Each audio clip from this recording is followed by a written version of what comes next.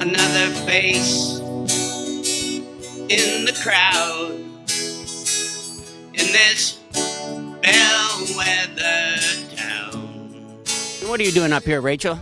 Well, we are handing out food, as we do every Saturday, and supplies and baked goods, hot drinks. We've been doing this I've been doing it for about 3 years, and I've been doing Saturdays for about the last year.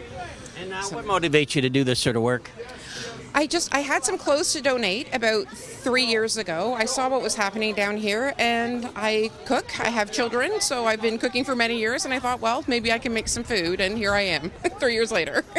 A lot of cities are having this problem with the homelessness and people home insecure, but Guelph seems to have maybe I don't know if it's unique, but it seems like it is. Would you consider yourself to be part of that grassroots movement?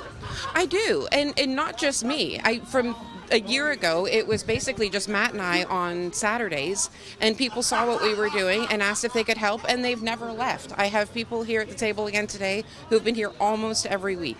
And we all just come together and do what we can do to help. There's no big organization. It's just a bunch of people who kind of bring their talents and whatnot and try to do what they can to help. How many people are you seeing? Have you seen it increase, or how's things been? From the beginning of this year to the end of this year, it was at least a 30% increase in people coming through on Saturdays. We've noticed a really big increase. And we'd often see kind of a drop-off on the weeks after the ODSP checks and whatnot would come in as people's needs weren't quite as great. We are not seeing that anymore. It doesn't seem to kind of lessen up at all throughout the weeks. The only other thing I would like to say is I've seen some really hateful things online, people who, get a job, just really nasty, awful things. And it is hurtful, it is unnecessary, and until you've walked a mile in somebody else's shoes, until you have dealt with some of the details that they've had to deal with throughout the course of their lives, things that I've never had to experience, it's like kindness goes a long way, and a little bit of compassion it would be very nice to see from people. We've done all these things to fight against racism, sexism, but it seems to be okay to discriminate against the poor. Have you noticed that? Oh, I certainly have. And it's definitely a minority because most people are kind and generous and lovely.